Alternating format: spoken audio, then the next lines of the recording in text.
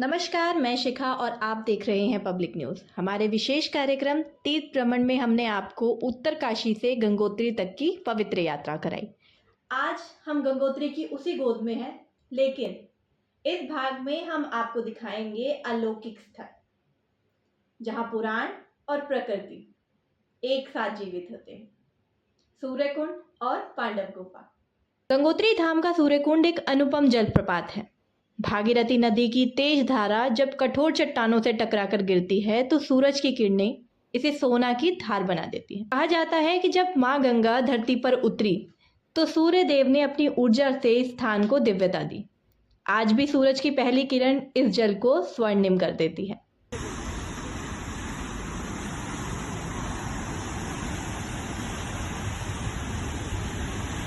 गंगोत्री धाम के पास स्थित है पांडव गुफा। पांडव गुफा को महाभारत काल की पौराणिक कथाओं से जोड़ा जाता है। मान्यता है कि महाभारत युद्ध के बाद पांडव जब मोक्ष की तलाश में हिमालय की ओर बढ़े तो उन्हें यहीं आकर कठोर तप किया। कहा जाता है कि युधिष्ठिर, भीम, अर्जुन, नकुल और सहदेव सभी ने इस गुफा में रुककर ध्यान साधना की और भगवान शिव एवं मां गंगा से आशीर्वाद प्राप्त किया ताकि उनका स्वर्ग रोहिणी तक का मार्ग निर्विघ्न पूरा हो सके। पांडव गुफा से कुछ ही दूरी पर स्थित है स्वर्गारोहिणी पर्वत। बद्रीनाथ धाम के पास माना गांव से आगे स्वर्गारोहिणी का मार्ग जाता है, जहां से पांचों पांडव स्वर्ग के लिए गए थे। पांडव गुफा से कुछ ही दूरी पर है भीम गुफा। महाबली भीम ने इस गुफा में साधना कर यहाँ की रक्षा का संकल्प लिया था। पांडव गुफा में आज भी गोरखनाथ परंपरा के बाबा 17 वर्षों से निरंतर साधना कर रहे हैं। बाबा ने यहीं गोरखनाथ जी के धूने की परंपरा को जीवित रखा है। ठिठुरती ठंड, बर्फ और एकांत में बाबा ने इसी धूनी के पास बैठकर तप किया और इसे निरंतर जलाए रखा। हमारी वरिष्ठ संवाददाता संगीता गुप्ता ने बाबा से बातचीत की और उन्होंने उनकी साधना को अपनी आंखों में देखा। बाबा कहते हैं कि यहाँ की शांति, पांडवों की तपोभूमि और स्वर्गारोहिणी का आशीर्वाद साधक को अडिग बनाए रखता है। बाबा कहते हैं कि गोरखनाथ जी के धूने की तपस्या मैंने यही 17 वर्षों से की है। मेरी कोई निजी इच्छा नहीं, बस इतना चाहता हूं कि यहाँ एक शौचालय बन जाए ताकि यात्रियों को सुविधा मिल सके। पांडवों ने यहीं से स्वर्गारोहिणी तक का मार्ग पकड़ा था। अगर हम इस जगह को स्वच्छ और पवित्र बनाए रखें तो यही सच्ची भक्ति होगी। हमारी परंपरा है कि साधु कहाँ रहते हैं, बाबा लोग कहाँ रहते हैं, गुफाओं में रहते हैं, हिमालय में रहते हैं, कंदराओं में रहते हैं, जंगलों में रहते हैं। ये पुरानी परंपरा है।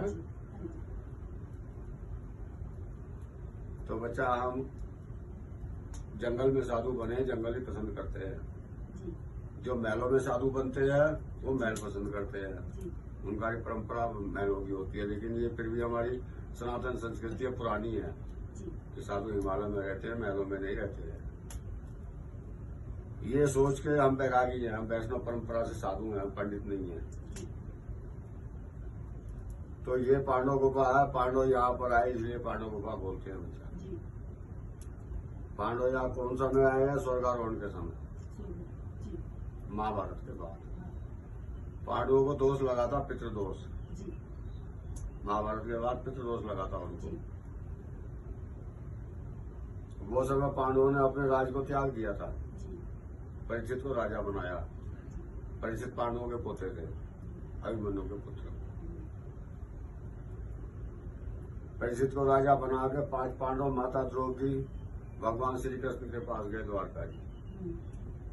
वहां भगवान श्री कृष्ण उनको नहीं मिले, उनका एक शरीर मिला। पांडवों को देख करके, शरीर को देख करके थोड़ा पश्चाताप हुआ। और वो समय द्वारका जी में पांडवों ने भगवान श्री कृष्ण की देह का संस्कार किया।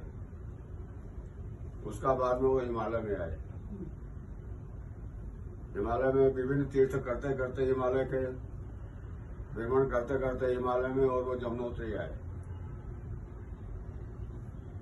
यमुनोत्री के बाद फिर वो गंगोत्री में आए।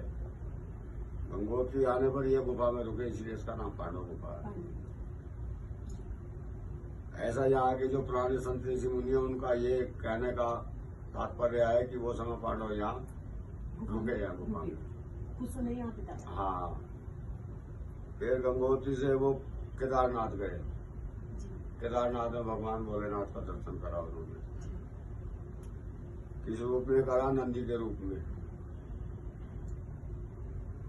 वो समय भोलेनाथ पाताल में चले गए उनको दर्शन देके, और पांडवों के हाथ में पिछला हिस्सा पांडवों के हाथ में लगा नंदी का। मुख तो भोलेनाथ का निकला काठमांडू में, पशुपतिनाथ में, और यहाँ पांडवों के हाथ में जो पीठ है पिछला हिस्सा नंदी का वो हाथ में लगा। वो समय पांडवों ने पीठ की पूजा करी केदारनाथ में। उसका बाद 5 पांडव माता द्रौपदी बद्रीनारायण गए। बद्रीनारायण में वहां पर उन्होंने अपना दोष से निवारण किया, दोष का निवारण किया, प्रायश्चित किया। अपने पितरों का उन्होंने पिंडदान इत्यादि किया बद्रीनाथ में। क्यों? बद्रीनाथ ब्रह्म कपाली है, वहां पर पितृ मुक्ति होती है बद्रीनाथ में। और बद्रीनाथ के बाद भगवान नारायण की इच्छा से उन्होंने अपनी देह को त्याग किया बद्रीनाथ के ऊपर। सतोपंथ माना गांव का रास्ते में सरस्वती उद्गम में होकर वो रास्ते में 4 पांडवों ने माता द्रौपदी ने चलते गए और अपने देह को त्यागते गए। हाँ, एक एक अलग अलग। और धर्मराज युधिष्ठिर सह शरीर सतोपंथ गए। उन्होंने अपनी देह को वायुमंडल में विलीन किया। तो वो समय पांडव जब ये गंगोत्री में आए तो ये गुफा में रुके, जिसका नाम पांडव। अभी भगवान राम जी का इच्छा से हम यहाँ रहते हैं 17 साल से। हाँ, हम 12 महीने रहते हैं यहाँ पर।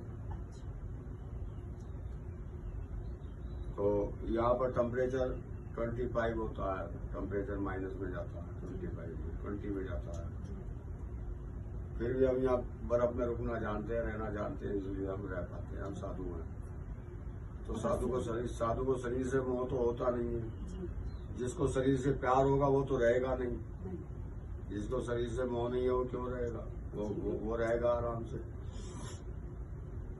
तो ये हमारी पुरानी परंपरा है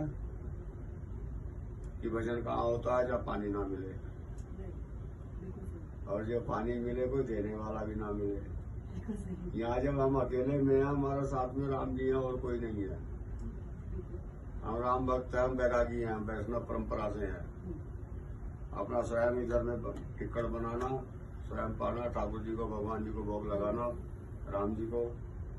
पब्लिक न्यूज की टीम बाबा की इस आवाज को आप तक पहुंचा रही है ताकि प्रशासन और तीर्थ समिति जल्द से जल्द इस छोटी सी जरूरत को पूरा करे।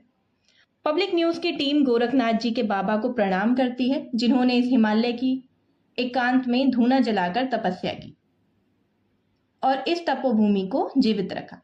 हमारी वरिष्ठ संवाददाता संगीता गुप्ता और कैमरामैन आशय ने यह अद्भुत यात्रा तय कर बाबा के संदेश को आप तक पहुंचाया। पब्लिक न्यूज हमेशा आपको ऐसे ही तीर्थ और तप की सच्ची कहानियां दिखाता रहेगा। हमारी वरिष्ठ संवाददाता संगीता गुप्ता और कैमरामैन आशय ने इस कठिन हिमालयी रास्तों पर चलकर आपके लिए ये दुर्लभ दृश्य कैमरे में कैद किया। पब्लिक न्यूज की टीम की तरफ से उन सभी तपस्वियों, यात्रियों और सुरक्षा कर्मियों का भी धन्यवाद, जिन्होंने हमारी इस तीर्थ यात्रा को सफल बनाने में सहयोग दिया।